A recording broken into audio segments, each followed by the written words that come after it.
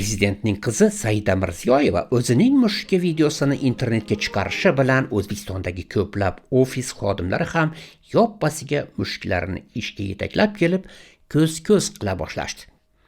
Videolarda maktabgacha va maktab ta'limi vazirligi binosida, shuningdek Yalpiz va Darxon kabi eshigidan pashsha ham kira olmaydigan ofislarda parvarishlanayotgan jonivorlar aks etgan. Boshqa tomondan esa 28-iyundan boshlab hayvonlarga nisbatan shafqatsiz munosabat uchun jazolar keskinlashgan. Endilikda bunday qilmishlar uchun ma'muriy jarimalar 2 baravar oshiriladi. Bundan tashqari, huquqbuzarlarga nisbatan 15 sutkagacha ma'muriy qamoq jazosi qo'llanilishi mumkin. Bu turdagi noqonuniy xatti-harakatlarni qilishda davom etgan shaxslar esa jinoiy javobgarlikka tortilib, ozodlikdan mahrum qilinishi nazarda tutilmoqda.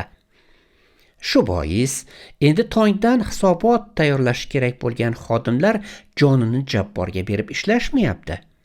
Stol ustida bemalol uxlab yotgan 5 kilolik moddiy yordamchini uyg'otib yubormaslik uchun hamma qadamini o'lchov bilan bosmoqda. Oynada ko'ringan holatlardan birida prezident qiziga yaxshi ko'rinish istagidagi ofis xodimasi mushugini yangi menejer deya tanishtirib, jarimadan qutulib qolish rejasini tuzayotgani ham aks etgan. Albatta, ofislardagi bunday kulgili holatlar va tanaffus paytida mushuklarga ovqat berish kabi iliq manzaralar jamiyatda chinakam mehr madaniyatini ham shakllantirmoqda. Endi birovning mushugini pisht deyishga haqqingiz yo'q.